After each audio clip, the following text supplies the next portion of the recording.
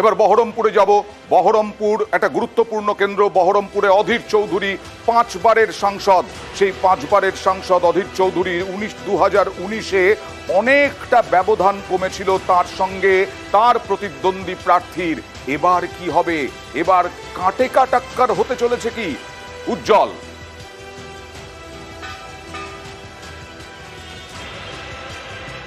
দেখো 8টা বেজে গিয়েছে এবং বলা যেতেই পারে যে কাউন্টডাউন শুরু হয়ে গিয়েছে। 12 রাউন্ড গোনা হবে প্রত্যেকটি বিধানসভাতে 20টা করে টেবিল। এবং সেই ছবি দেখে আমরা বারবার করে দেখানোর চেষ্টা করছিলাম যে এই জায়গায় দাঁড়িয়ে যে গণনাকে প্রথমে পোস্টাল ব্যালট গোনা হবে এবং তারপরে বাকিটা গোনা শুরু হবে। 8টা বেজে গিয়েছে, প্রস্তুতি একদম শেষ এবং কিছুক্ষণের মধ্যেই যে ভোট গণনার কাজ, সেই ভোট গণনার কাজ শুরু হবে।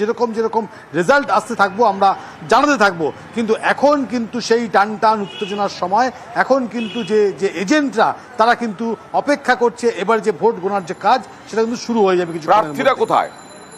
বিশেষ করে অধীর চৌধুরী কোথায়? ইউসুফ পাঠান কোথায়? দেখো প্রার্থীরা তারা এখনো পর্যন্ত এই যে কাউন্টিং সেন্টারে তারা আসেননি। এজেন্টরা প্রত্যেকে পৌঁছে গিয়েছে। আমরা যেরকম বলছিলাম যে এজেন্টরা ভিতরে প্রবেশ করে গিয়েছে, তাদের যে নির্দিষ্ট কাজ সেটা সারা হয়ে গিয়েছে। এখন ভোট গোনার পালা, ভোট গণনা শুরু হবে এবং আস্তে আস্তে যেরকম ট্রেন্ড শুরু হয়ে যাবে তারপরেই প্রার্থীরা এখানে আসবে, এমনটাই কিন্তু জানা যাচ্ছে। কিন্তু এখনো পর্যন্ত এজেন্ট যারা রয়েছে তারা ভেতরে প্রবেশ করে গিয়েছে। কিছুক্ষণ পরেই কিন্তু যারা প্রার্থী তারা আসতে শুরু করবে। যে শহরে তুমি দাঁড়িয়ে আছো সেই শহর সহ আরো বেশ কয়েকটি শহর নিয়ে এই লোকসভা কেন্দ্র, এবং এই শহর বিজেপির দখলে। কারণ 2021-এ বিধানসভায় বিজেপি জয়লাভ করেছে বহরমপুরে, যা কোনোদিন বহরমপুরবাসীও হয়তো ভাবতে পারেননি। এবার বহরমপুর লোকসভায় কি ফল হয় সেদিকেই আমাদের লক্ষ্য থাকবে। পোস্টাল ব্যালটের গণনা শুরু হয়ে গেছে। সেই গণনা অনুযায়ী আমাদের রেজাল্ট আসতে থাকবে। ইভিএমের ফলাফলের ইভিএম গণনা শুরু হলে সব থেকে আগে সঠিক তথ্য তাড়াহুড়ো না করে আমরাই দেখাবো। সরাসরি চলে যাব কোচবিহারে, আরো একটি গুরুত্বপূর্ণ কেন্দ্র। কেন্দ্রীয় স্বরাষ্ট্র প্রতিমন্ত্রী তিনি লড়াই করছেন। এই মুহূর্তে কি অবস্থা? ঠান্ডা কুল। আমি তো দেখছি কোনো উত্তেজনা নেই, কিন্তু ভেতরে ভেতরে কি চলছে?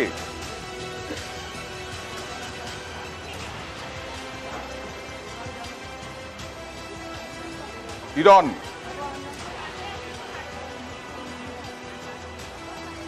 একদমই দেখো, যেহেতু সকাল থেকে বৃষ্টি এবং এই বৃষ্টির মাথায় নিয়ে এজেন্টরা এসছে এবং সেই কারণে এখনো 8টা 10 বেজে গেলেও গণনা এখনো শুরু করা যায়নি। এখনো অ্যানাউন্সমেন্ট চলছে। তুমি শুনতেই পাবে যে এখনো অ্যানাউন্সমেন্ট চলছে, তাহলে অনেক আওয়াজ থেকে আমরা তোমার কথা শুনতে পাবো। একদমই আমি যেটা দেখানোর চেষ্টা করছি এবং যেটা বলছি সেটা হচ্ছে যে যেহেতু বৃষ্টি পড়ছে সকাল থেকে, তাই নির্দিষ্ট সময়ে কিন্তু এখনো যে সব এজেন্ট আসার কথা তারা এসে পৌঁছননি। তাই 8টা 10 বেজে গেল এখনো গণনা শুরু করা সম্ভব হয়নি, কারণ সব টেবিলে গিয়ে সব এজেন্টরা বসবেন, রাজনৈতিক এজেন্টরা যেমন থাকবেন এবং যারা গুনবেন, যারা দায়িত্বে রয়েছেন সেই যারা সরকারি কর্মীরা, তারাও কিন্তু সবাই এই ওয়েদারের জন্য এসে পৌঁছতে পারেননি। এবং সবচেয়ে তাৎপর্যপূর্ণ যেটা, দু দলের সমর্থকদেরও সকাল থেকে খুব একটা দেখা যাচ্ছে না। যদিও কোচবিহারের নিরাপত্তার কথা সবসময় মাথায় রাখতে হচ্ছে, কারণ কোচবিহার বিভিন্ন সময় বিগত কয়েকটা এখানে শোনা যাচ্ছে না তোমার কথা, আমরা শুনতে পাচ্ছি না ইরন রায় বর্মনের কথা। কোচবিহারে যে পরিস্থিতি দেখছি সেই পরিস্থিতিতে এখনো গণনা কেন্দ্রে আসতে পারেননি। এই মুহূর্তে আমরা দেখছি ডায়মন্ড হারবার কেন্দ্রে এগিয়ে অভিষেক বন্দ্যোপাধ্যায়, পিছিয়ে বিজেপি প্রার্থী অভিজিৎ দাস। এগিয়ে অভিষেক বন্দ্যোপাধ্যায় তৃণমূলের সর্বভারতীয় সাধারণ সম্পাদক, ডায়মন্ড হারবার কেন্দ্র, পিছিয়ে অভিজিৎ দাস।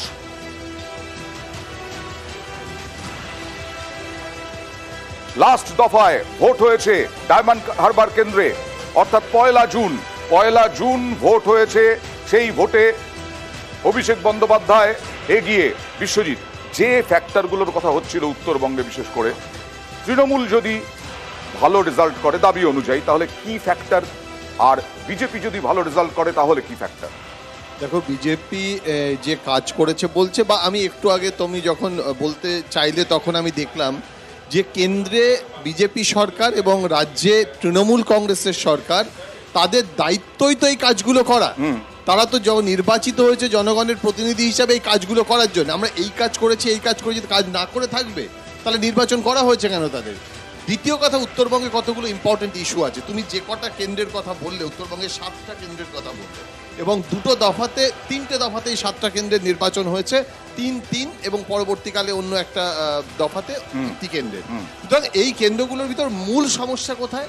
চা বাগানের শ্রমিক, এবং দেবজিৎদা কিছুটা বললেন যে স্বাস্থ্য, শিক্ষা, এগুলো হচ্ছে উন্নয়নের জায়গায়। চা বাগানের শ্রমিকদের প্রতিদিনের উপার্জন কত বেড়েছে? 67 টাকা ছিল, সেটা হয়েছে প্রায় 300 টাকা। ভারতবর্ষে সেখানে রেট হচ্ছে 600 থেকে 700 টাকা। তাহলে সেখানে তাদের সার্বিকভাবে একটা পরিবার চালানোর জন্য যথেষ্ট নয়। এবং ইস্যুটা কি হলো? তৃণমূল কংগ্রেস ইস্যু করলো কেন্দ্রীয় বঞ্চনা, কারণ ওখানে শিল্প নেই। 100 দিনের কাজ, সেই 100 দিনের কাজের টাকা আসছে না। উত্তরবঙ্গের প্রথম দফার নির্বাচনে এটা ছিল ইস্যু। তৃণমূল কংগ্রেসের ভোট, কারণ 21-এর নির্বাচনে আমরা দেখেছি তুলনামূলকভাবে 19-এর থেকে তৃণমূল কংগ্রেসের ভোট বেড়েছে, অর্থাৎ পার্সেন্টেজের দিক থেকে দেখা যাবে তৃণমূল কংগ্রেসের ভোট পার্সেন্টেজ বাড়বে। কিন্তু এমন অবস্থায় নেই যে কোনো একটা সিট, লোকসভা তো 7টা-6টা বিধানসভা নিয়ে হচ্ছে, সেই জায়গাতে নেই যে লোকসভা নির্বাচনে তারা এগিয়ে যেতে পারে এই 7টা সিটে, এরকম সম্ভাবনা কিন্তু কম। দ্বিতীয় কথা হলো, তুমি বলছিলে দার্জিলিং এর কথা, পৃথক রাজ্যের কথা, বিষ্ণুপ্রসাদ শর্মার কথা। দার্জিলিং এ আমরা দেখেছি লাস্ট 2 ডিকেডে ভোট হয়েছে শুধু পৃথক রাজ্যের দাবিতে। ওখানকার মানুষের নিজেদের একটা আইডেন্টিটি চায়, কিন্তু তুমি বিশ্লেষণ করে দেখবে এই আইডেন্টিটিটা সোশিও পলিটিক্যাল দিক থেকে নয়, এই আইডেন্টিটিটা চাই ইকোনমিক ইন্ডিপেন্ডেন্সের জন্য, অর্থাৎ অর্থনৈতিকভাবে স্বাধীনতা একটা জায়গা। যে কারণে আমাদের এখানকার রাজ্য সরকারও ওই এলাকার উন্নয়নের জন্য পর্ষদ তৈরি করে দিল। সুতরাং এই জায়গাটা খুব ইম্পর্টেন্ট, এলাকার মানুষের উন্নয়নটা ইস্যু। না, আমি সৈকতের কাছে যাব।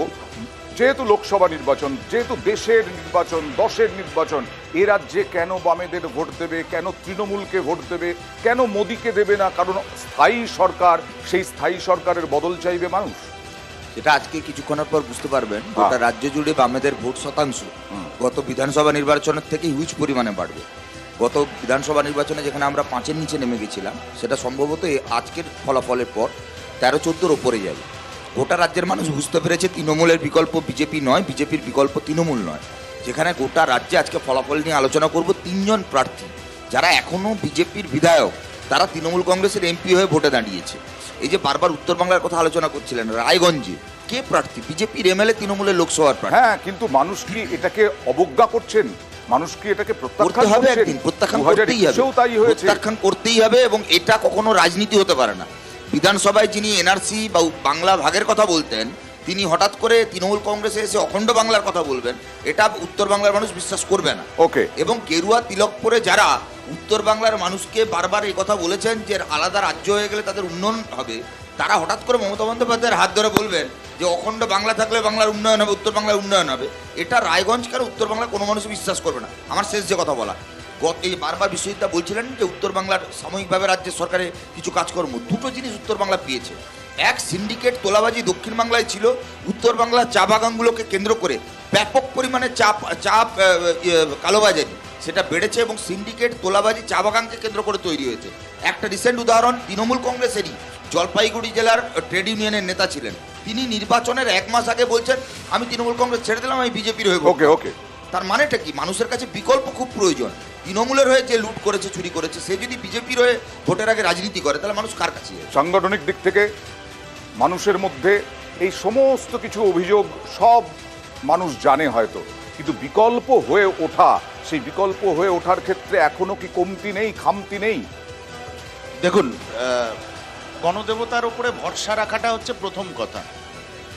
মানুষ যতক্ষণ না মনে করবেন যে আমি বিকল্প, সত্যি মানুষ ভোট দেবেন না, এতে কোনো সন্দেহ নেই।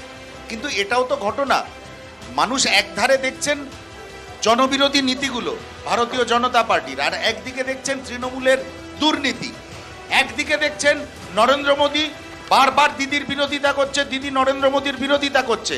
আবার সাইড বাই সাইড বাংলার মানুষ এটাও তো দেখছেন, ভারতবর্ষের মানুষ এটাও তো দেখছেন যে দুর্নীতিগ্রস্ত তৃণমূল কংগ্রেসের নেতৃত্ব অনেকে এখনো খোলা আকাশের নিচে ঘুরে বেড়াচ্ছে, এখনো বাংলার মাননীয়ার ঘনিষ্ঠ আত্মীয় স্বজনরা যাদের জেলে থাকার কথা তারা ঘুরে বেড়াচ্ছে।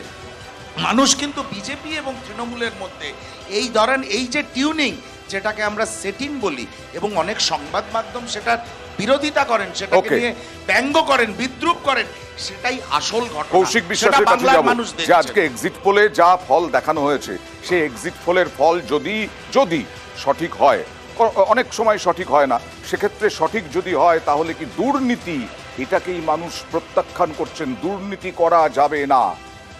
দেখুন, আপনার এই প্রশ্নের আমি উত্তরটা এই কারণে দেব না, কারণ আমরা 100% নিশ্চিত এক্সিট পোল সফল হবে না। একদম 100% নিশ্চিত, যেটা আর ঘন্টা তিনেক পরেই বুঝতে পেরে যাবেন যে এক্সিট পোলটা পশ্চিমবঙ্গের ক্ষেত্রে মিলবে না। এবং পশ্চিমবঙ্গের ক্ষেত্রে আমরা যে দুটো ইস্যু নিয়ে নির্বাচনে গেছিলাম, যে কেন্দ্রীয় সরকারের বঞ্চনা এবং আমাদের রাজ্য সরকারের কতগুলো ফ্ল্যাগশিপ প্রকল্প, আপনাকে একটা জিনিস এখানে বলবো, বিজেপি বলেছে, যে পরিমাণ সিপিআইএম, কংগ্রেস সবাই বলেছে তারা বলতেই পারেন, দুর্নীতি তাদের করবেন, বক্তব্য আবার তারা এদিকে বঞ্চনা তাদের করে বক্তব্য অভিযোগ তারা তুলবেন, রাখবেন, সেখানে মানুষ কোনো কি দোষ এটা নেই। গ্রহণ করবেন? আপনি শুধু একটা জিনিস দেখবেন, যে পরিমাণ মহিলারা পশ্চিমবঙ্গে এইবার ভোট দিয়েছেন, এটা অন্যান্য রাজনৈতিক দলও স্বীকার করবেন, সেই মহিলাদের 80 থেকে 90% ভোট কিন্তু তৃণমূল কংগ্রেসের পক্ষে গেছে। এ ব্যাপারে আমরা একদম নিশ্চিত। Okay. কন্যাশ্রী, লক্ষ্মীর ভান্ডারের এই দুটোর সুফল মানুষ তৃণমূল কংগ্রেসকে ঢেলে আসে। তাহলে লক্ষ্মীর